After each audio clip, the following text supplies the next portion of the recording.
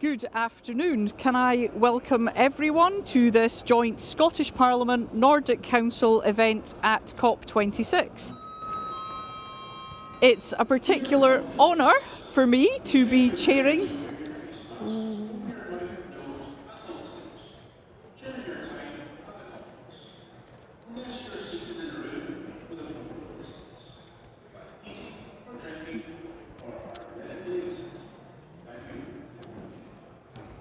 Okay, thank you. It is a particular honour for me to be chairing this important discussion today, sitting here in the UN space at COP26 and with our first in-person collaboration with the Nordic Council, with our friends at the Nordic Council.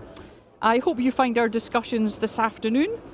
And for those joining us virtually, this may of course be morning or evening for you, but I hope you find our discussions interesting and inspiring. I hope it is also relevant to all parliamentarians and Parliament staff listening in, and I hope that it motivates us, you, to reflect on the importance of strong parliamentary oversight in holding governments and others to account. Can I thank the Nordic Council, Vice President Lind and her officials, in particular Mette, for creating this opportunity today and for all the support and work they put in to making this happen. It really is appreciated by me. In the Scottish Parliament, we have rolled out our Climate Solutions Accelerator training for parliamentarians, developed by the Royal Scottish Geographical Society. This works very well hand in hand with our sustainable impact assessment tool. You know, these are steps that we're taking in the Parliament to make sure our parliamentarians have the tools they need to scrutinise our work in this area.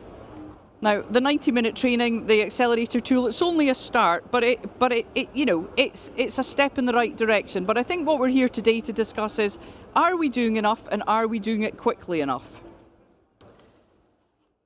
As presiding officer, of course, I have to be neutral in representing the Scottish Parliament, but it's fabulous that we are here today to talk about an issue which we are all so passionate about.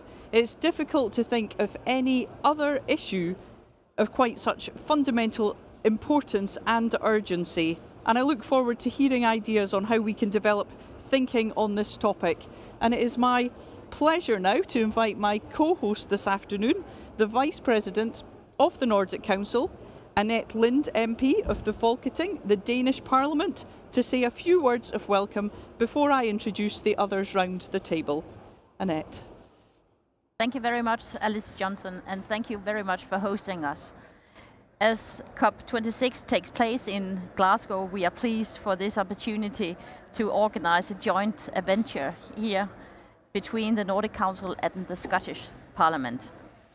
We all know the speed of climate change demands ambitious and joint actions. We are standing on a crossroad in time where all our rules are more important than ever. The rule of the parliaments and parliamentarians plays an important role as agent of change, not at least because the complexities, I'm Danish by tongue, the complexities of climate change and the biodiversity crisis. The climate and the biodiversity is interlinked. Therefore, we need to deal with these crises in a joint manner. The lead of complex decisions-making processes and simultaneously development of policies, programs and laws which address both. These are fundamental challenges for parliaments in how to actively represent their people and control government action on action.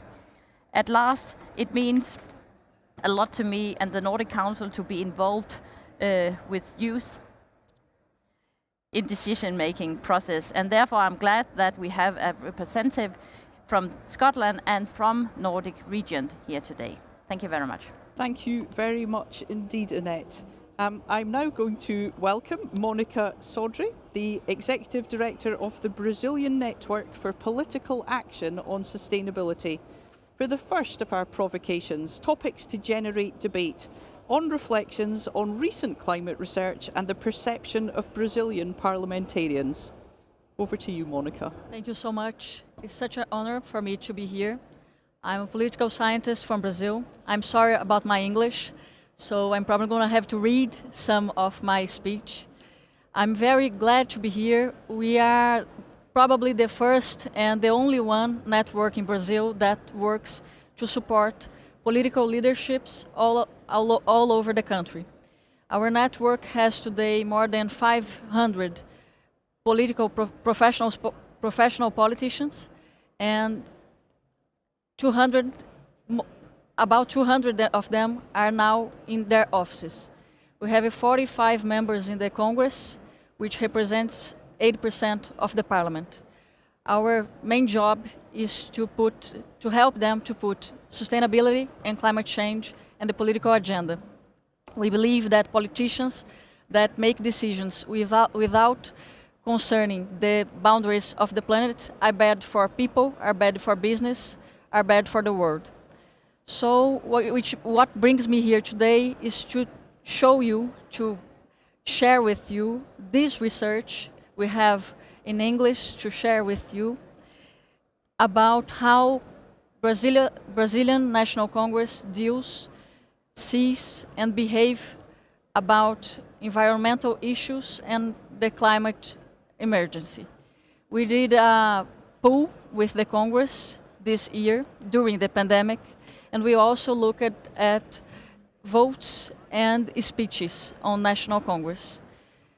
About 150 congressmen were inquired on this poll, and I'm going to share with you some highlights of what we found. First of all, it became clear that our federal government and parliament have not understood the climate emergency. The vast majority of MEPs, 94% of them, say that they were interested in the matter, but they don't see themselves as part of the change-making group.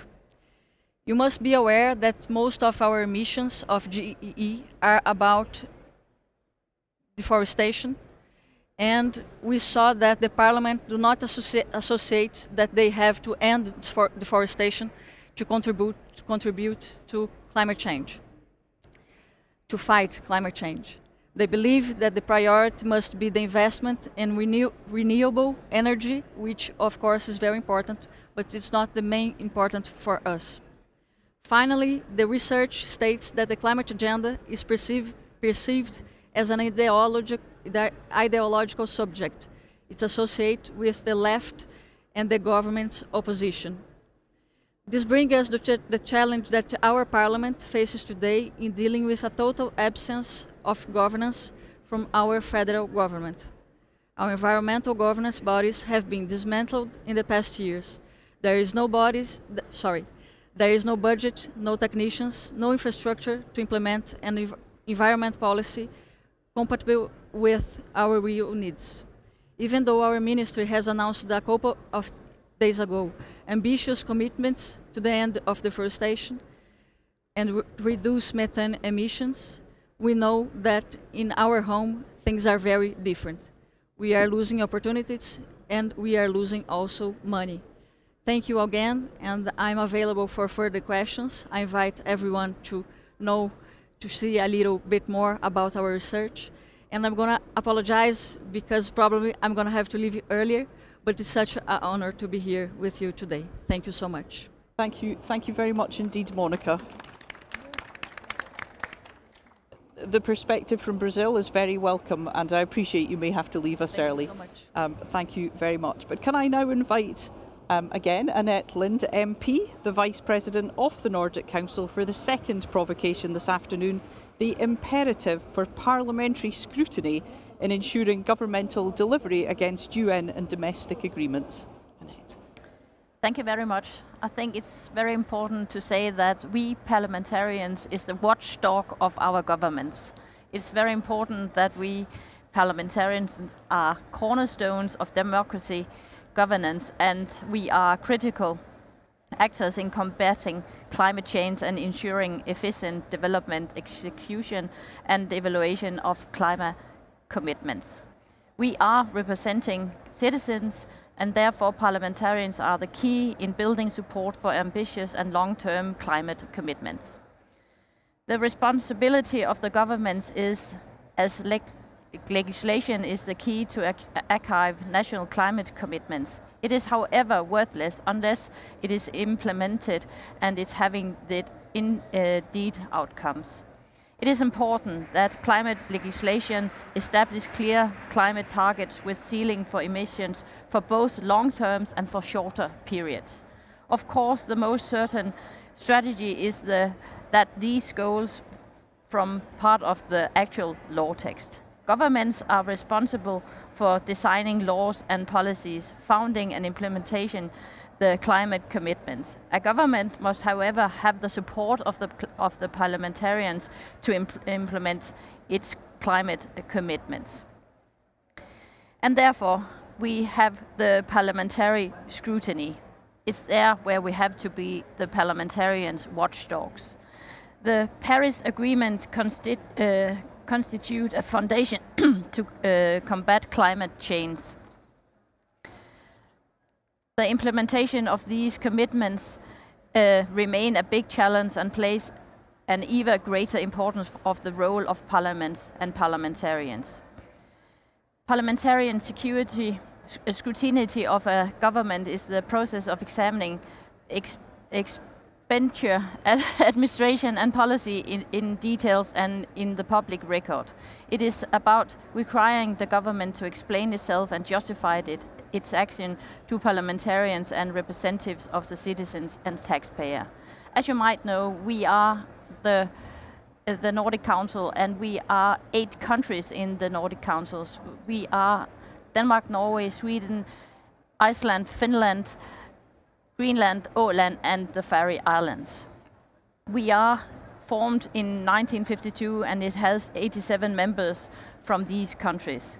Through its cooperation, the Nordic Council can hold the governments of the Nordic region to their regional climate ambition and roundtable for regional visions, policies and declaration on climate. Through early or ad hoc consultations with the Nordic governments, it's possible for the parliamentarians of the Nordic Council to discuss climate ambitions and solutions with their responsible ministers. At any time, the parliamentarians of the Nordic Council or any of its commitments ask questions to any parliament and in the region, making themselves accountable for their climate commitments. Likewise, the Nordic Council gets involved in the early process of budget negotiations and can, through the leverage budget allocation towards climate commitments. The Nordic Council put forward recommendations to any of the governments in the Nordic region on the Nordic Council of Ministers or climate actions, and there are mechanisms in place which enable scrutiny.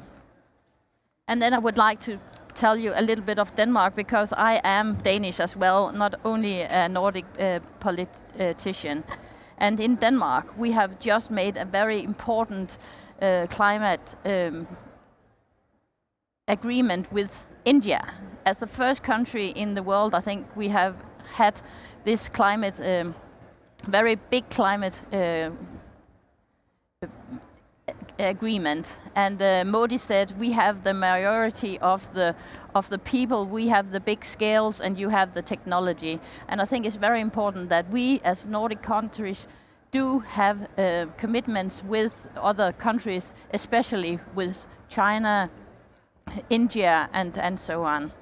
And finally, I would like to mention that we have a binding agreement and ambition Climate Act as we have been adopted in Denmark. In 2019, a majority in the Danish Parliament agreed on a legally binding National Climate Act to reduce greenhouse gas emissions by 70% by 2030. I think it's very ambitious, and I think it's very good that we have done that act.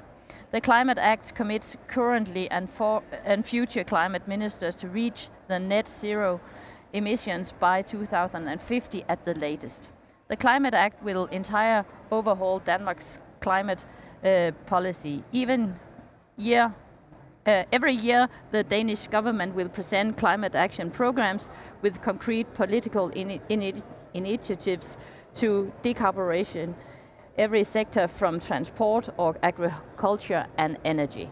Thank you very much. Thank you very much, Annette, and I'm very interested in to hear about your, real global collaboration, which is what we need, and that's a lovely example. I'd now like to invite my colleague from the Scottish Parliament, Fiona Hislop MSP, who is the Deputy Convener, or Chair as you might say, of the Scottish Parliament's Net Zero Energy and Transport Committee. Fiona will talk around the third provocation on the challenges for parliaments and parliamentarians in scrutinising climate and ecological systems in siloed legislatures, and sharing learning too from the Scottish Parliament. Fiona. Thank you very much, Alison, and also thank you to our Nordic Council hosts for this event. I must confess, I've only been a backbench parliamentarian for 6 months. Before that, I was 14 years as a government minister, so my perspectives are perhaps a holistic and rounded view. I want to just maybe touch on the why, the who, the what, the when, and the how. I think we've heard from our Danish colleague why parliaments are important in terms of their scrutiny. In terms of the who, never underestimate the role of parliamentarians as being a helicopter across issues and being able to see the connections across issues. We have a parliament where our newly re-elected parliament, we have a number of new members, 30%, so you're always renewing. We had an event, a global event at the Scottish Parliament, and Al Gore said, actually, political will is also renewable, so we also have to make sure that we're renewing all the time. And in terms of the who, committees can be very, very powerful, and in our Scottish Parliament, we have a status where we reflect the balance of the committee and the Parliament chamber as being of equal value and stature. And we have very ambitious targets in Scotland for net zero by 2045 and also 75% reduction by 2030. That wasn't the government that made that happen, that was the Parliament and our committees. And that also means that our opposition members of our committees have as much responsibility as the government in driving that forward. Now that's ambitious, it's going to be challenging, but it's a collective responsibility. So the lesson from Scotland is actually cross-party opposition and government, single focus can actually get change. In terms of the what and the tools we've heard about the Knowledge Accelerator course that we have. Again, politicians are generalists, they all come from different backgrounds. They might not know what an electrolyser is, so some of the basics, not just what lobbyists want to tell us, but the pure science can actually be really helpful in giving a sense, if you really want to understand something, how do wind turbines work? What is the transmission and all the issues, the practical issues? So what is very important, and also that impact assessment tool that the presiding officer talked about. It's really important whether you have strategies or plans or tools, they don't sit on a shelf in the presiding officer's office, they become real. And for me, as a committee member for 6 months, I have yet to see this impact assessment tool. I'm sure it's very powerful and I want to use it, but we have to connect and make sure that we can use the tools that we have. When? So governments can be influenced by push and pull. They can be dragged forward and they can be pushed forward.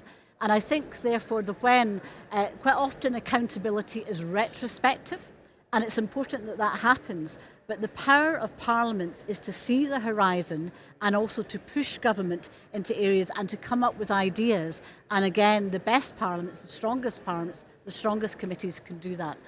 And then finally on the how, it's the culture that we do this.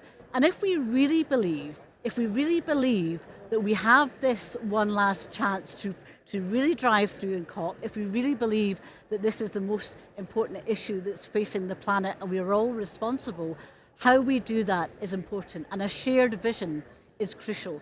And the other aspect of this, it's about people. And people are moved, yes, by pictures, they're moved by emotion, they're moved by a sense of how this affects themselves, the planet, but we also have that sense of humanity. And sometimes I think that we lose that sense of humanity in some of the discussions that we're having. So I think when we listened, as I was at the Resilience Lab, listening to hearing the stories of bush food and plants and indigenous population of Australia, when we look at the wonderful artwork over in the corner there, these are the things that will help motivate people as well. So how is important, how do we do our change is important. In Scotland, we are also founded on a participative democracy, which means that we involve people. And it's got to be participative, not just at election time, but between. That means with our young people, with our youth, young persons, our Scottish Youth Parliament, it's with our Children's Assembly. And again, at the conference, some of us were asked at the weekend, it was the representative of the Children's Assembly who said, that's all very fine having the renewable energy, but we're worried about lithium. We're worried about the human rights and the exploitation of children in batteries. So actually sometimes, in terms of the truths, they come from different sources. So truths don't always come from governments, they don't always come from parliaments, they invariably come from the people. So our climate assembly that we've also established is really important. So that's my race round the why, the who, the what, the when, and the how.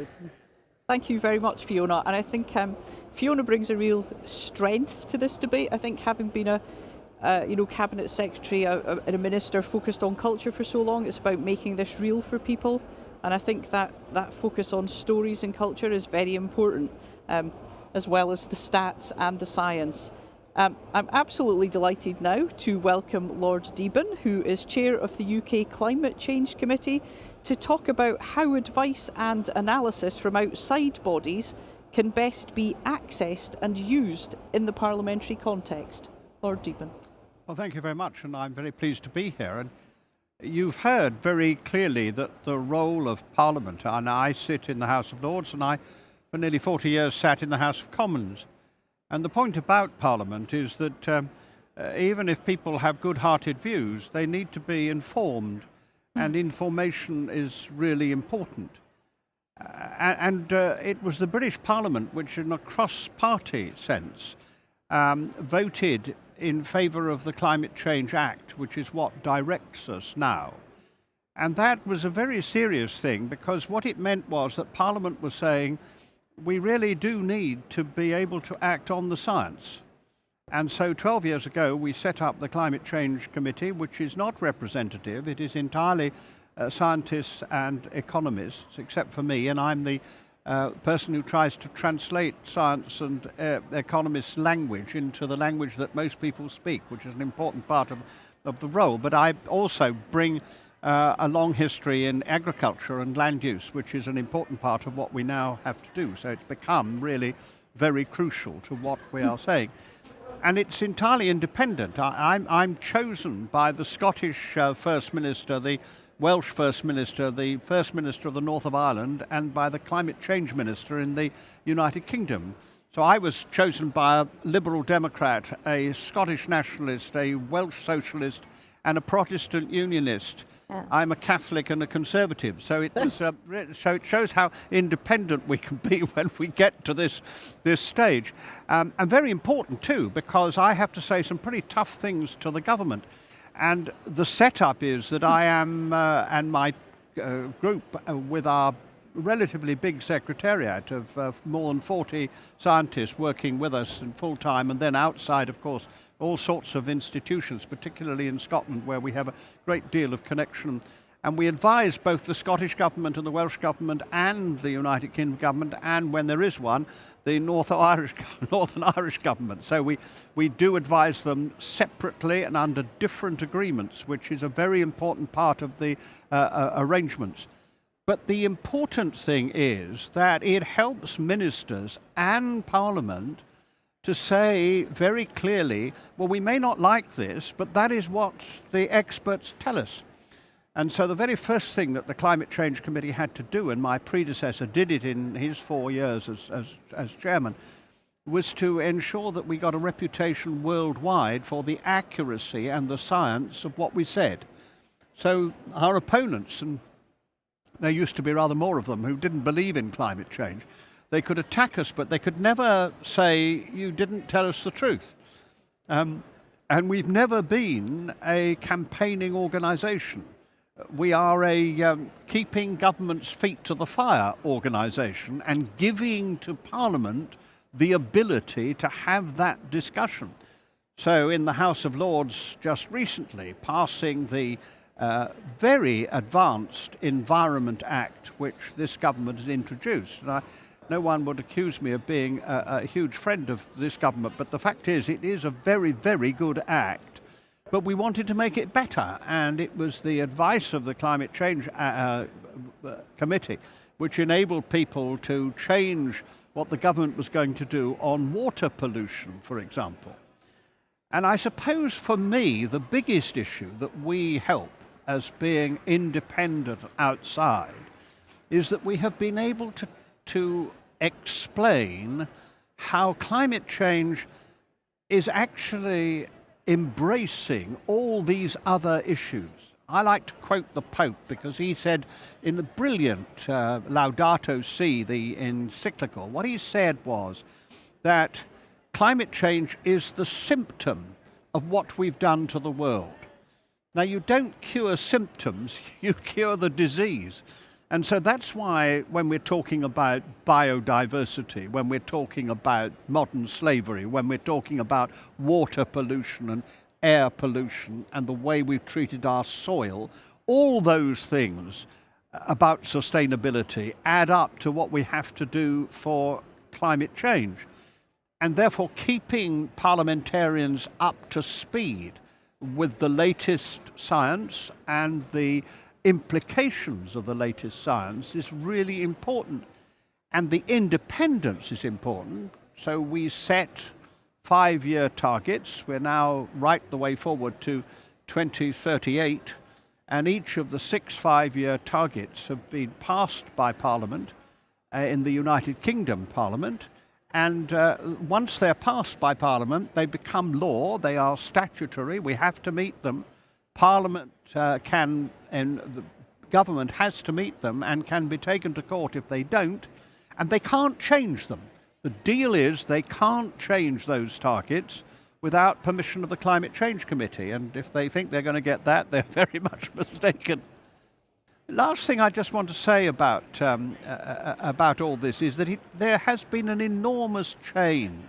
And I hope my Danish friend won't mind me telling a very short story about Denmark. Yeah, please do. I became very friendly with a very left-wing and well-known minister, Svend Auken, Danish minister who is now dead, but was a huge figure, looked like a great big Viking. I'm rather frightened me. Great Dane.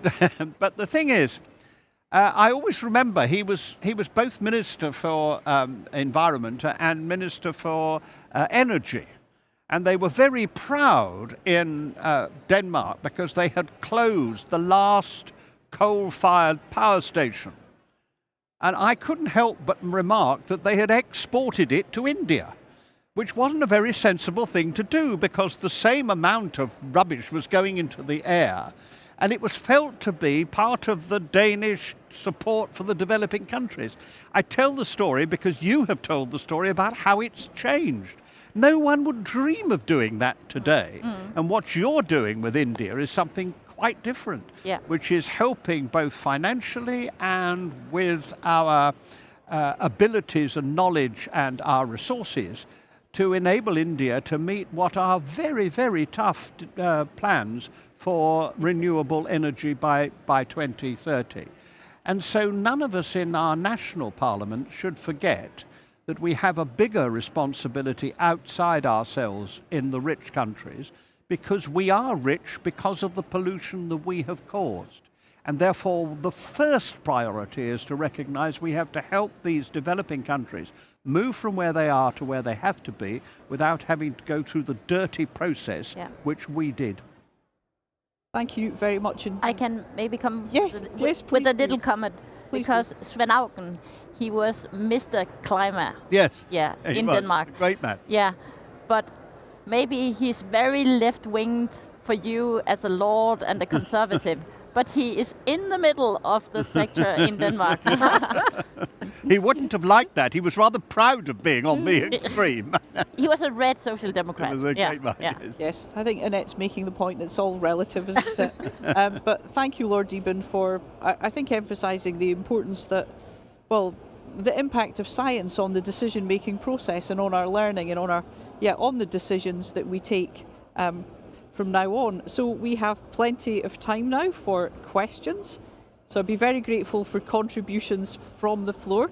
If you would like, if I could just ask if you could say your name and your organisation, if there's a particular member of the panel you'd like to put your question to. You need a mic.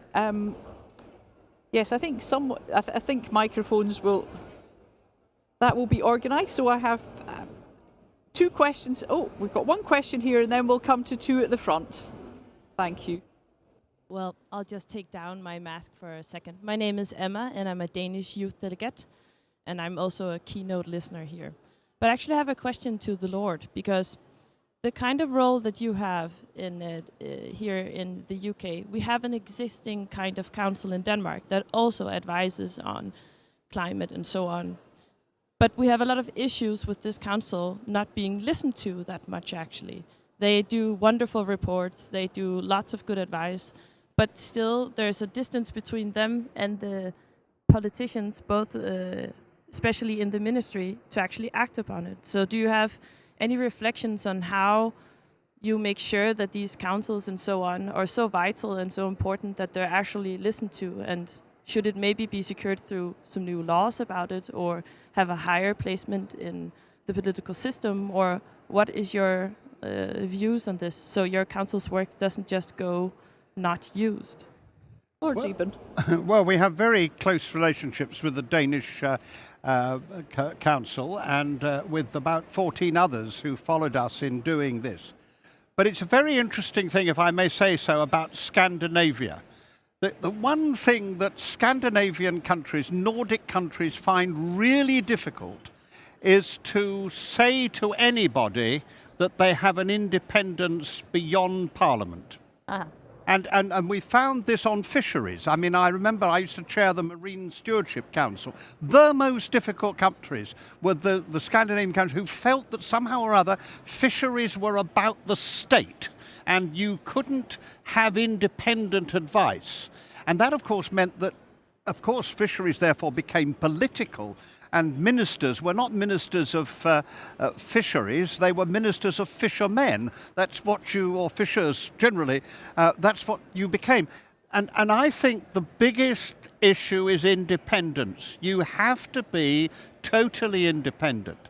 We are lucky that it happened at a moment, I'm not sure it could have happened at any other time, that the Conservative opposition produced the climate change bill, got the Scottish nationalists and the Welsh nationalists and all the others on side in the opposition, and then said to the government, we don't want this to be a party political bill, we want you to introduce it.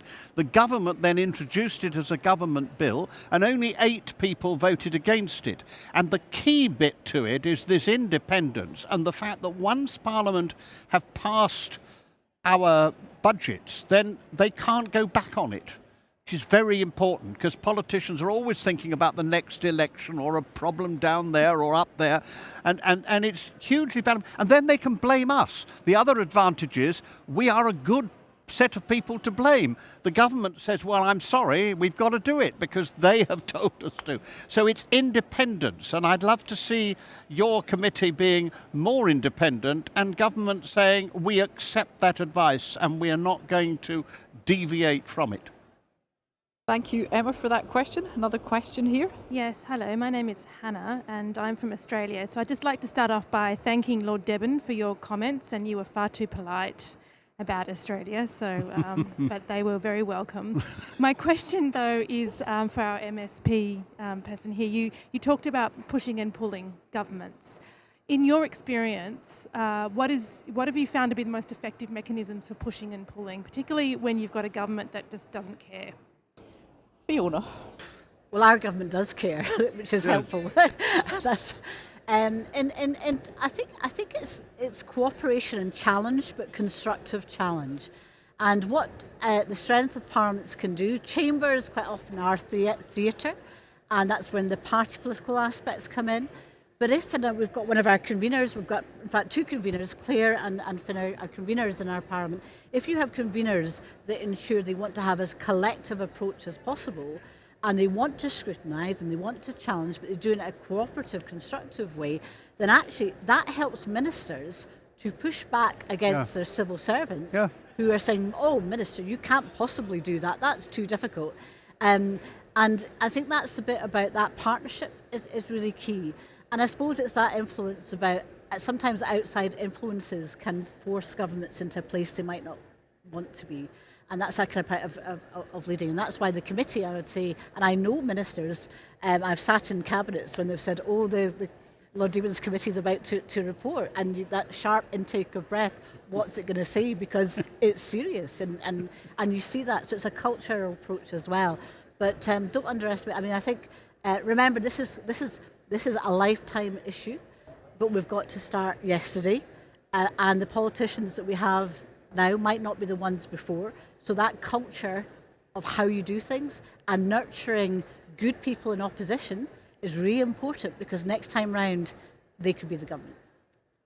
Yeah, I think it's important too. Politicians should be empowered by the hundreds of thousands of people engaging with this conference. I think that helps too. But I think your question, I'd like to put it to Annette and Monica too.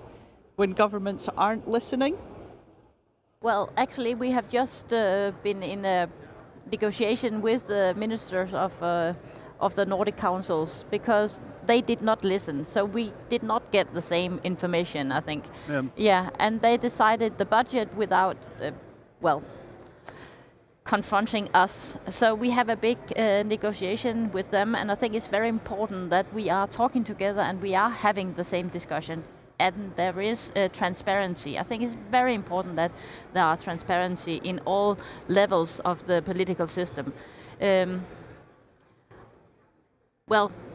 We came to an agreement, and I think that was good, but the COVID-19 was also a big, it was a bit difficult because we couldn't talk face to face, and therefore there were some challenges, but we managed because we talked together and we got the same information.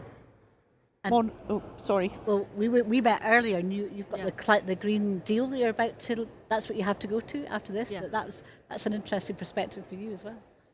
Sadly, I don't have good news to share with you about climate agenda in my own country. As you probably know, we have a president right now that doesn't believe in science. So he doesn't believe in climate change. No. We are 230 million people. We are a very large country. And we have half a million people died about COVID. Yeah. We have a social crisis right now. We have a climate crisis right now. And our president doesn't pay attention to it. He just not engaged to the agenda, and also he supports the deforestation and the bad shape we are right now. So I don't have good news to share, but when it comes about the president, but we have some congressmen that are looking at the problem and doing something. I don't know if you noticed, but we have two stands right here in COP. One is official, and the other one is the civil society stand.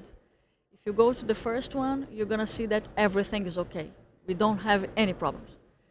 and it's empty. There's no one in there. And the other one, I think it's nearby. It's the Brazil Climate Action Hub, the civil society one. It's full of life, and we are discussing the big issues. After that, in 15 minutes, we are going to have one of our members, the members of the network that I run, showing a new Green Deal, Brazilian Green Deal, inspired on what Alexandra Ocasio-Cortez did in US. So you are all invited to join us and to discuss. Thank you.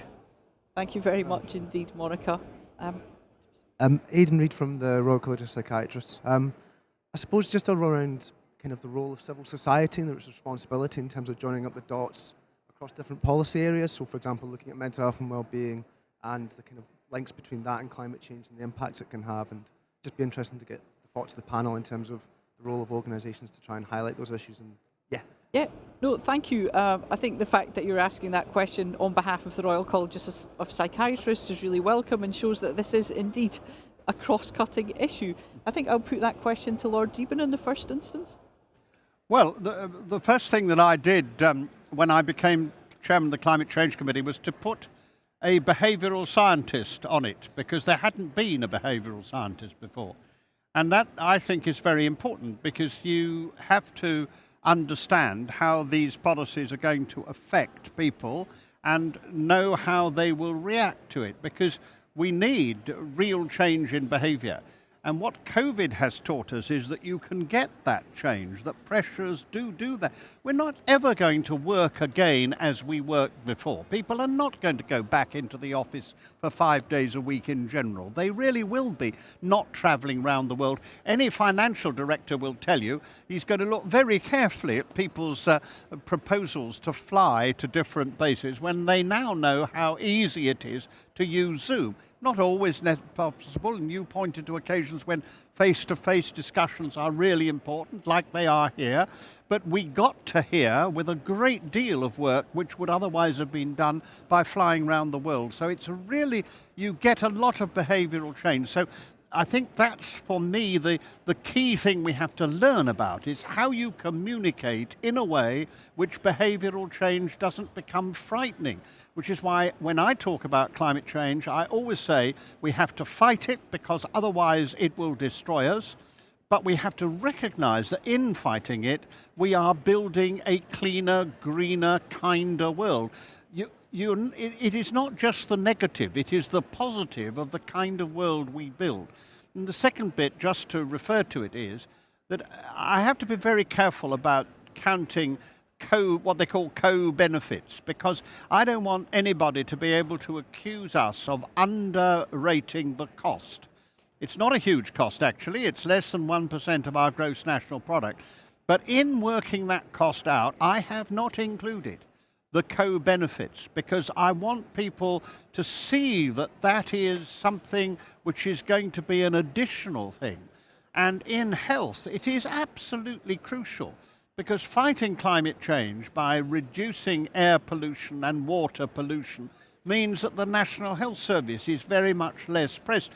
I think if young people felt that we were really tackling this, mental health would be much improved. I think there's a real issue among young people who feel desperate about what our generation and your generation, if I may make a distinction between me and you, the fact is that what we have done, they really do feel this is a desperate situation, and therefore the mental health position would be much improved by people really feeling that we're doing this right. And thank you, by the way, for saying what I said. I thought I was very direct to the Australians.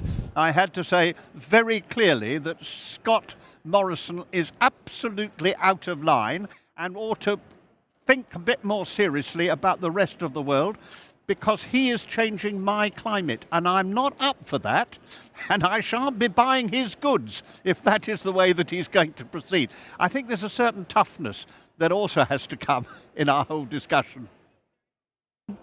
Yeah, we're having some straight talking from the panel. I'm going to pass now to Annette and then to Fiona to respond to your point. To repeat the question, I think it was. Yeah, I heard it. Yeah, because, okay, thank you. Well, I think I'm in a bit of dilemma, because, you know, we have a very famous writer in Denmark, Hans Christian Andersen, and he said, to travel is to live. So we have to travel as well, and we have to be face to face. But of course we can have meetings without meet in the same room. And we discussed that in the Nordic Council as well. I think that what we have to do is to have greener transportation fuel. Is it called that? Transport. Yeah. And in Denmark we also have, we have lots of L cars, we have lots of electric cars and ferries and buses and things like that. And what we have to do is to figure out how to store the energy we make, how to store it from the wind energy. You know, we have the Vestas in Denmark, and we have lots of solar power, and we cannot store it. So we are trying to find out how to find power to X, and I think that's important. New technology is important.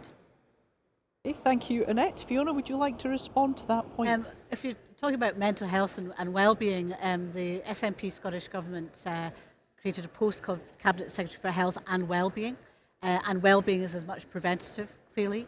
But my understanding, and you're the expert, so I feel very difficult saying this, but my understanding is a lot of mental health issues are about people not feeling in control of what's around them, and that lack of control. And if they feel that as an individual, how do they think they feel for their country or the world? So no wonder there is an enormous amount of anxiety and concern. And I know, for young people that talk to me in my constituency, well-being and mental health is one of the biggest issues. Some of it can be personal, but I think you might not be able to have to control everything, but you want to know there's a plan. And if you know there's a plan, that gives you more confidence. Yeah. And a bit more resilience, and to build resilience. And again, this is all about resilience, individually, as a country, environmentally, etc.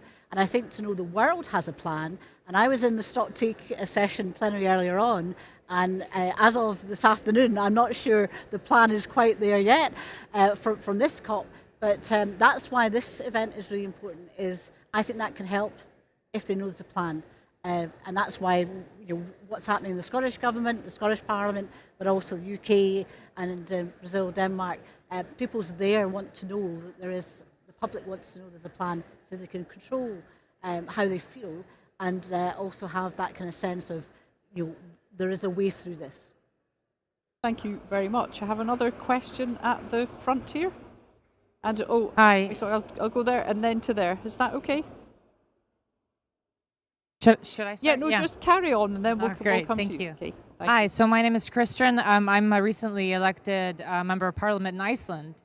And I wanted to direct this question. I mean, this could be the entire panel, really, but it really stuck with me what Lord Deben said about independence and when he talked about the fisheries industry. And I wanted to this is maybe a bit of a difficult question to answer, but Iceland obviously went through this with the fishing industry. So we have a strict scientific rule, an independent body that tells us how much we can fish. But here's the catch. We went through this after the fishing stock basically fell. There was really bad, the fiscal position of companies was very bad. We were faced with a really dire situation. And we put in place a market system, which people agree on, but there are social aspects of it which people are very unhappy with today. But in that sense, this is very focused. It was very sort of in your face. We need to do something, right?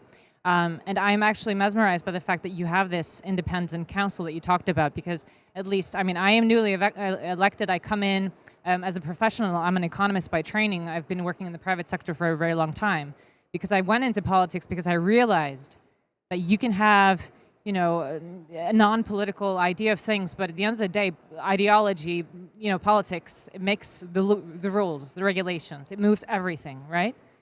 So my question is this: climate change is a much bigger topic than changing the fishing stock. It's a whole of economy type of thing, and to me, coming into politics, it feels like it's a market structure thing. We need to have a different idea of how we set rules and regulations. Do we find government intervention enough? Can the same market that got us into this mess solve it? So my question is this: yes, you can have an outside independent body that gives you evidence, and I'm going to push for this in Iceland now. But at the end of the day, we disagree on how politics should shape the markets. And how can we have this conversation if we disagree on capitalism, just capitalism, social welfare? Is there a reference point? There's a huge question, Kristen, and I am going to... I apologize. And as you suggested, I think we will go to each of our panellists to respond. So, Lord Deben. Well, I have to say to you that it seems to me that what has happened is that we have managed to gather around understanding that if you face the science, you end up with recognizing three very simple things. First of all, nobody now believes in our parliament, except right at the edges, that anything is strong enough to make the change but the market, that you do need the market to drive this. And then nobody thinks that the market can do it on its own, but it has to do it within the context which Parliament sets. And the third thing, which I think is a new thing, which has really begun to understand, on the right in particular, to understand that actually defending free enterprise does not mean that you defend the occupants. And that is that it's, frankly, Mr. Trump has so well explained that. He wasn't a believer in free enterprise at all. He was a believer in defending the people who are in charge now. And what you need is a dynamic free enterprise system within a context laid by Parliament and democratically and encouraged by it, where Parliament is and governments are actually giving the proper signals which give people the confidence to invest, but also the importance of investing in the right things. That's what you have to do. And I really do say that in the United Kingdom Parliament, it's hugely important for the opposition to press the government to go further. I'm not suggesting in any way that. But in general, the concept that it should be the market organised by the way we set the parameters is agreed. Now, there is, of course, arguments about the parameters and who you should move this and do that, but that's the normal small change of debate. I don't find that difficult at all. Once that was not true. Our luck is, and it is a piece of luck, which was that has come from the right, so there's nowhere for those sort of people to go. So the extremists have got nowhere to go. And it has really brought a different approach. And then our division round the country is important, because Scotland has a different picture. But it too is able to say, as you have said as convener, that both the opposition and the government are in the same place in terms of what has to be done. The argument is about how best to do it, and there are quite tough arguments there.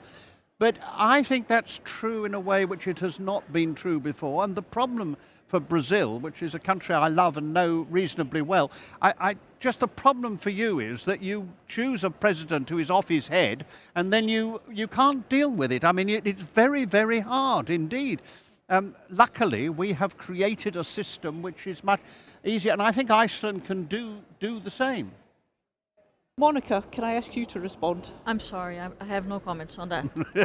I'm not going to be able to share anything about it. I'm sorry. Okay, no, I think the question was... but I need to say I didn't elect him, okay? No, I bet you didn't know. I didn't think you...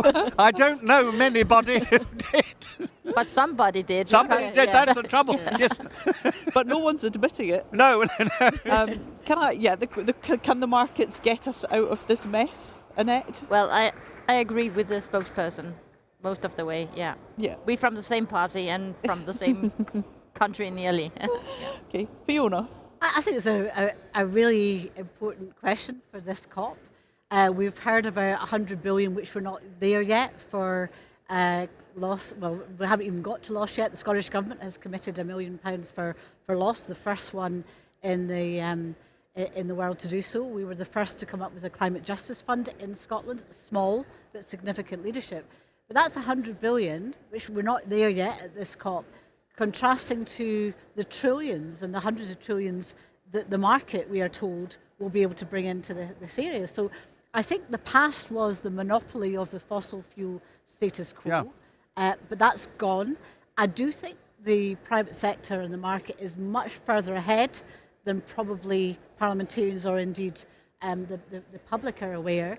And in terms of the consumer dictates, there are people who are members of pension funds, there are people who buy things who will increasingly want and say, if this is not green or renewable or driving to net zero, I'm not buying it.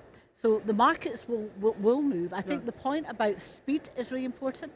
And it's the speed of that change. And our parliaments and indeed governments strong and have capacity and the capability to create the regulations and the conditions for that market to be and move as quickly as possible into that greener space.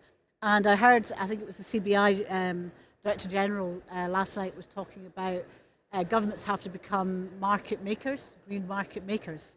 And I think from an economist point of view, you can see that.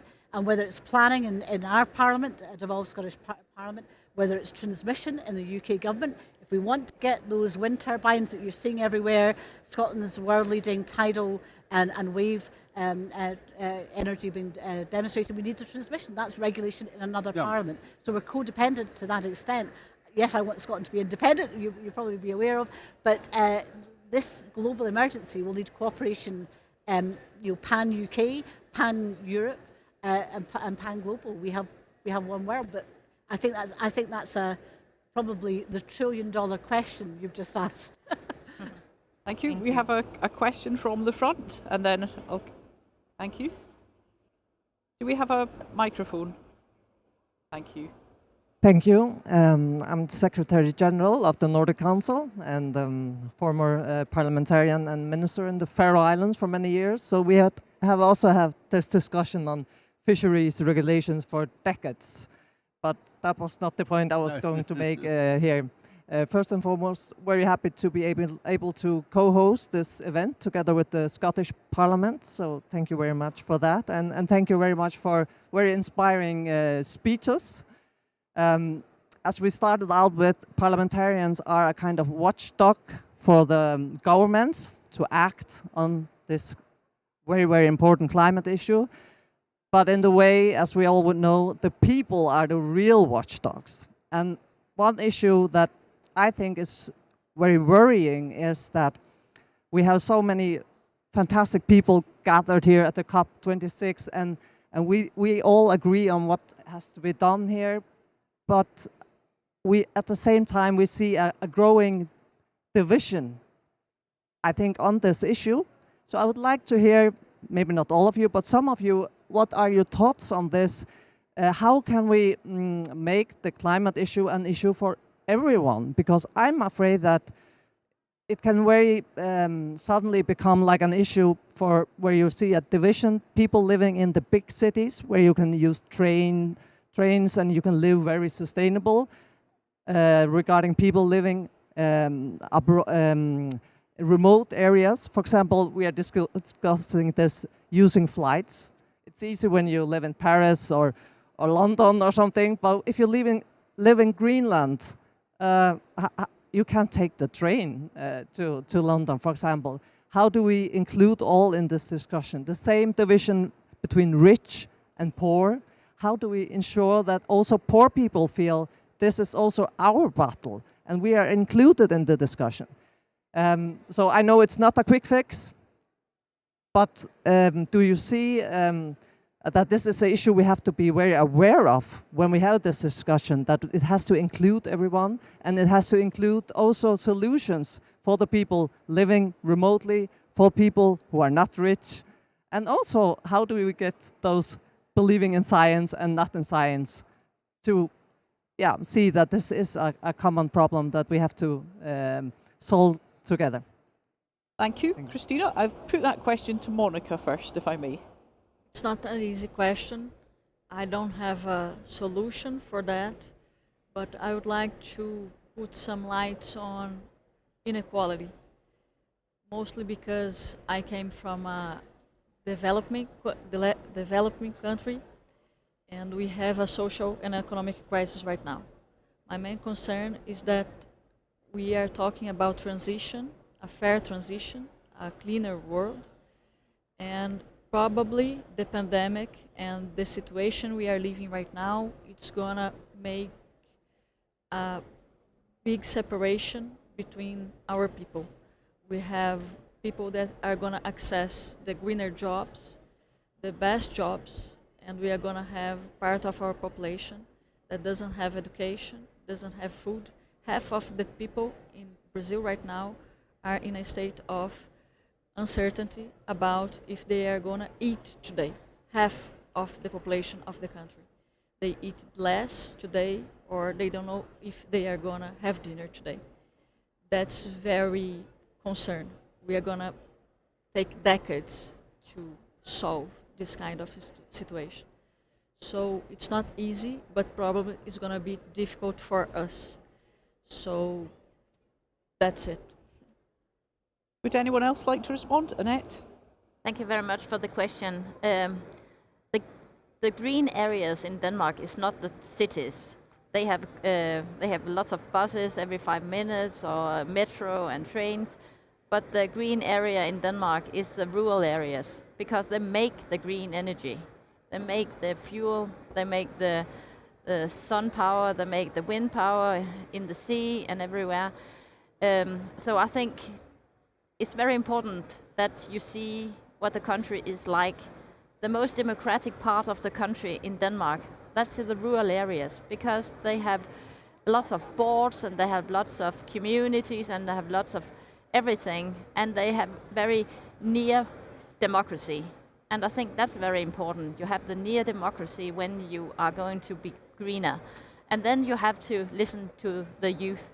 I'm former school headmaster, and I think it's very important that we speak to the children in the schools every day to how to be greener, because for them that's the most important question, how to get more ecological. So I think the cities are not the green part of Denmark, that's the rural areas. Would anyone else like to respond to that question, which is really how can we make this an issue for everyone? Fiona? Well, in Scotland, the just transition is absolutely critical to how we progress on this agenda. Professor Jim Skeer, who's also on the Climate Change Committee, chaired and is the first Just Transition Commission and is continuing to chair it. And I think that issue of equalities is really, really, really important. And it's quite challenging, and some of the hardest questions as parliamentarians will have to answer is in that desire to move really quickly into green renewables. We could end up leaving people without jobs in Aberdeen, in our northeast, that has been fossil fuel intensive. And so one of the challenges, how do we use their skills and transfer? We can see that on a global basis, global north and global south, and the inequalities there. So if we just replace that old fossil fuel monopoly status quo with a green entrepreneurial monopoly of a future one, we'll have missed the point. So that kind of, if climate change is a symptom, not the cause, then some absolutely fundamental equality aspects will be needed in every country. And if the politicians don't do it, the people will. I'm absolutely convinced. And maybe in different countries it will come at different times and the experiences will be different. But don't underestimate the power of people when they get that sense to move on it, and they will demand that of the politicians. And it will just be different at different times, and every country and every political cycle is different. So who knows what's there, but definitely the just transition and equality is at the heart of what Scotland's trying to do. I'm not, we've got a long way to go. I'm not saying that's what the committees will have to do is challenge the government in what they're doing, but for us, that idea of that Green Deal that takes people with you is absolutely crucial. Well, the fact is, we won't have a transition if it is not a just transition. Yeah. I mean, I just think we have to accept that. And we've got to learn a whole series of things. I mean, from the very simplest things about how you talk about it, because one of the things we do is to talk about it in a way which excludes very large numbers of people who don't know what we're talking about. Because and one of my jobs all the time, I banned the phrase kilowatt hour in the Climate Change Committee because I don't know what it means. And I can't feel it and I can't see it, and it's no point in talking about a kilowatt hour for 99.999% of the population. So it's a very simple. The second thing is, don't you think that rather like COVID-19, what climate change has done is to really exemplify and amplify the problem we've got anyway. Even if we didn't have climate change, we would still have to face the fact that very large numbers of people in our own Western rich countries are living in circumstances that they shouldn't be. Housing, take an example. The Scottish government is really concerned the fact it's got some of the oldest and worst housing in Europe. And that's a real difficulty, even if we're not dealing with climate change and trying to improve on it for a climate reason. So I think we've got to be a bit careful about not ignoring the fact that this is a challenge which we are facing anyway. And somehow or other, we've got to get people to understand that it would be a very, very much worse situation if we don't fight climate change. But we have to recognize the moral responsibility. And here I step right outside my role as chairman of Climate Change Committee. I just was brought up in a very clear atmosphere.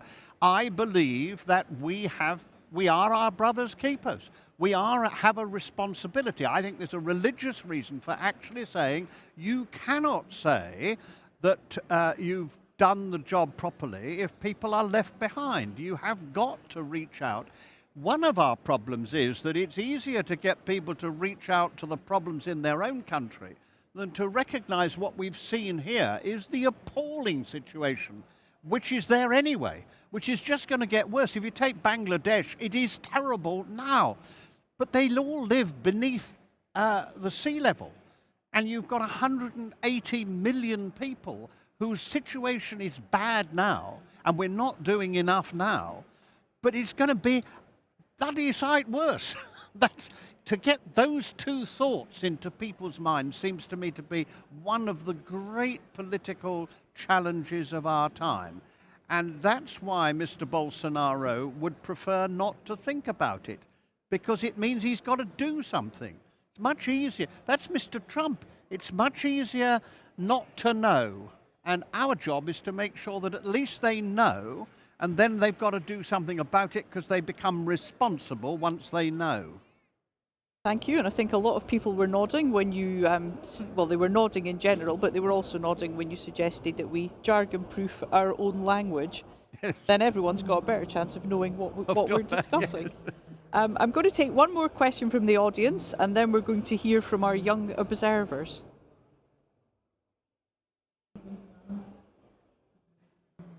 Hello, my name is Julia Sievert. I'm from Germany. Can you hear me? Yes. Okay. In a former life, I studied management and politics. Now I'm just like the concerned public, let's say that. There have been like decades that, let's say, politicians and science has failed us, right? And if we look in the past, for example, women only got, in some countries, the voting right back in the 70s. And now it was the youth that actually pushed it so much forward, this whole issue. And there are people or sides that say it would be the right time to change our electoral system and to actually include the youth more, either by giving parents more votes or lowering the age for voting. So I just wanted to hear what your opinion on that is. If you see a chance in that, and if it is a right window of opportunity for this kind of changes. Okay, thank you. Are you still okay for time, Monica? Oh, I have 2 more minutes. Okay, so can I ask Monica to respond to this first? Then I'll go to Fiona, then Annette, and then Lord Jeeben. And I'm so sorry because I'm going to have to leave you earlier. But I think in my country the situation is a little bit different. We need the youth to stay alive. That's a problem right now. Most of the murder happens with black teenagers, and the situation is getting bigger through time. So, of course, youth is important, but I think we need to solve a problem before the inclusion. We need to address security and give them opportunities to study. We came from a very hard political situation since 2013, and our main problem right now is to give them good education and make them alive, and then we have other things to think about it. Thank you, Monica, and thank you for being with us. Thank you so much. Thank Such you. an honor. Thank you. Thank you. I'll put that question to Fiona. Well, that's very sobering. If you're not alive, you can't vote, even if you're a young person. And I think some of the issues that perhaps we need to think through is the health and well-being of children and the impact of climate change on a global basis. I think that's something that potentially we my country and others can and should do more of. In terms of Scotland, we have votes at 16, and that change was some years ago, and it has lots of different benefits, and no doubt our young representatives here can tell you more about it. But I do know from my own children, it got them more involved. I had to convince my 16-year-old son in May to vote for me. He did eventually, but you know, I mean, I think we've got. It's all about that climate education as well, and in terms of politicisation and being able to know how to vote is really important. And in fact, so when you do it when you're school age, and it's much easier then to do it when you're, I don't know, 18, 21, etc. So there's lots of benefits, and I'm sure we could talk afterwards if you're interested. I'd like to know how Fiona's so sure her son voted for her. Mm-hmm. Well, I trust my son, but he said he did. I'm sure he did. Over to Annette. Well, in Denmark, you could vote as a woman in 1908 for the local election and for 1915 for the parliament. I think it's important that young people vote, because that's a problem. Not so many young people vote, and not in Denmark. So I don't think we should lower the age. I think it's very important that you have very strong schools, very strong welfare system, and we have that in Denmark. And we have a very strong public school, and that's important, because if you have a very strong public school, when you say something to the school, you say it to everybody, and that's the importance. See, in this discussion, I think, because when you are discussing climate in the public school, everybody is talking about climate. So I think it's very important with well, I'm a social democrat, so I think a good welfare system is the answer, not the age of voting. Lord Deben. Well, I think it's a terrible difficulty that young people don't vote, because old people made us leave the European Union, which was a terrible and dreadful thing to have done. And we will suffer from it for generations. The people who will suffer are those young people whom, if they had gone out and voted, would have voted against leaving the European Union. I can say that because I'm an old person. I certainly didn't vote to leave and fought very hard for us to remain. The problem, I think you have put your finger on it, the problem is that young people, even those who are able to vote now, vote very, very many fewer. We haven't learnt the language to reach out to them. And that's serious. I don't have a particular view about whether it's more. I think it's very interesting what the Scots have done, and I'm not opposed to it at all. It seems to me that the problem, again, we come back to it, is we haven't learnt to talk in a way which connects young people with what happens and makes them feel it matters to them. Now, on the European Union, they woke up and found that they were in a much worse position afterwards, really seriously. But they, in a curious way, it was our fault. Well, I think it was not curious, it was actually true, our fault, because we never reached out to them sufficiently for them to feel that they had the power to make a difference. And I think somehow or other we've got to get that right, not just on climate, but once again, you come back to it, it's not just climate, it's life. We have really got to make our societies much more democratic in the sense of making people feel that they have a real influence and that they can make a difference. And I don't think they do, particularly young people. So we've actually got to learn, and it's our fault. So I don't know whether it will make any difference to lower it, but you've got to get, the Germans have just the same problem with young people in numbers, because I happen to talk to Angela Merkel about exactly that issue. So I do know that that is the problem. I'm conscious of time, but I'm going to take one more question from the back here. Hi, Hi, I'm Gilly Mackay. I'm one of the Central Scotland Green MSPs. It was more a comment to add to that last question. I think part of engaging more young people to vote is electing more young people. That's how you speak to young people, by getting people their age and people they can relate to elected. And I say this as one of the young MSPs in the Scottish Parliament, and I'm not actually particularly young in terms of, I was 30 in August, so that's sort of right at the high end of what's considered young. So we do definitely need to encourage more young people to stand and elect more of them. Thank you very much. We are now going to hear from our two final speakers this afternoon. And first of all, I'm delighted to welcome Josh Kennedy, Member of the Scottish Youth Parliament, Chair indeed of the Scottish Youth Parliament. Over to you, Josh. Hi.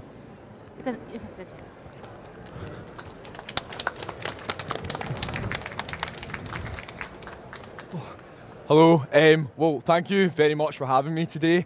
I think, just as a general comment, it's really important that we're having young people in these conversations. I think if COP's shown us anything, that there's been a bit of a divide between the discourse, with the people on the outside ranting, marching and raving about climate issues, and the people on the inside where it's perhaps been lacking in fresh young voices. So I think my first reflection would be that we do need more young people involved, more young people in conversations like these, but we also need decision makers, politicians, delegates going out into our communities, talking to young people, and I totally agree that you guys do need to learn. I think on the issue, just to address your question, in terms of getting young people involved, yes, voting is crucial, and I'm so happy that Scotland was a world leader in introducing votes at 16. It's engaged so many young people in decisions that affect them. Also, it has made, I think, MSPs, MPs, governments more aware that they do need to listen to young people, because if they do vote, it could impact them in a very real way. But I think it's bigger than that. It's actually going out and talking to young people.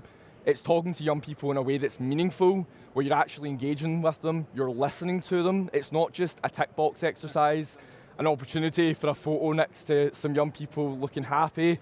You actually need to engage. If something's not possible, I know that we don't always come up with the most rational suggestions. I totally get that, but it's explaining the process, explaining why something is not possible, and listening in a way that is going to create change, even if it isn't in the way that's directly suggested. I'm obviously really privileged to be here. I've done many panels with decision makers and people from across the world, and I'm well aware that often discussions don't become reality, and I think it's something that is very, very prominent on the issue of climate change. I totally agree, actually. I think you might have had a look at my talking points about the link between mental health and climate change. I think the COVID-19 pandemic, if it's done anything, has shown that there is a massive global mental health pandemic which is disproportionately affecting young people across the world. And whilst that we are lucky that there is a vaccine for COVID-19 which is slowly getting rolled out across the world, there isn't a vaccine for mental health, and we're seeing the real impacts of that, especially with things like climate change worsening and getting increasingly worse across the world. Now, I think looking at today's event, when it comes to parliaments, it is really important that governments, but also parliamentarians, are working with young people. I note your comment from Fiona, who has worked really closely with the Youth Parliament. In Scotland, we are really lucky that we do have a government and a parliament. I've worked with many of our own MSPs who have joined us here today to work on young people's issues. As a youth parliament, we're not party political. We work with all of the political parties in Scotland, something that's really key to us because, quite frankly, to put it bluntly, we don't really care whose toes we step on, as long as young people's issues are being heard. And I know that decision makers don't always like that, but it is really important, and I'm sure everyone recognises that. I think my final point would be that when we come into the next COP, we are almost at the end of this one. Reflecting maybe on the fact that there hasn't been enough youth engagement, I would encourage all of you here, anyone with a bit of power, anyone who's got decision-making power, go out, just walk a couple of 100 metres outside the COP zone. You will find young people who are really passionate about this issue. Please listen to them, respect them, and give them an idea of what you will be doing to tackle climate change and help us not only improve their lives, but recognise that, yes, we are the future, but we also are the now. Please listen to us and respect young people. That's basically the crux of my point. Thank you very much indeed, Josh. Thank you. Point is very well made. And now, finally, I'm delighted to introduce Emma Turkey Rasmussen, who is the Danish UN Youth Delegate, for her reflections. Thank you, Fiona. Would you like to come and join us? Thank you so much, and thank you for inviting me. As Josh said, I'm just happy to be able to be included, because it is extremely important that the youth are heard. And I think one of the reasons, just to touch up on this a bit more without it just being a youth engagement talk, but one of the reasons it's even more important that youth are heard is that we are the next generation's leaders, we are the next generation's workers, we're the next generation who's going to be living on this planet. And therefore, we should be a part of making the decisions today that will affect us tomorrow and will affect our children and will affect our grandchildren.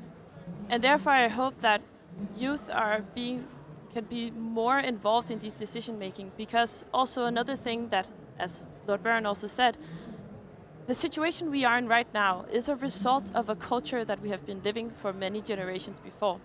And this culture can't keep going this way. We can't travel the same way, we can't eat the same way, we can't consume the same way. And what is quite obvious is that youth are very, very ready to act. And we're much quicker to mobilize and change our lifestyle from one day to another. So therefore, we also need to have the youth to be an integral part of moving this culture and having this culture transformation. And then, because we're talking about parliaments today, and I come from the Danish Youth Council representing 600,000 youth, one of the things I have to talk about, it's not only important to involve youth who are engaged, like me and Josh. We're lucky enough to be resourceful enough to have time and maybe to have parents that can help us with this, with other things. We also have to engage the not engaged youth. That's a big issue in Denmark. We have so many youth who do not have time, who don't have any resources, who have so many other big urgencies that they actually cannot participate, and it makes them feel distant to the parliamentarians. We need proper representation of not only white, wealthy, resourceful youth, as I probably am one of them because I'm from Scandinavia.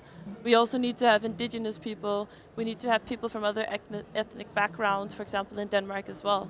So it doesn't just become a parliament that looks like a snowfield. So I think it's important, if we want parliamentarians and politicians and these systems to keep being relevant, especially for youth, we have to make sure that we actually feel and see ourselves represented there. So yes, I'm just happy to be here. It's been inspiring to listen to, and I hope to see you all engaging more with youth, and let's, God damn it, do something about this climate. And let's make a proper deal.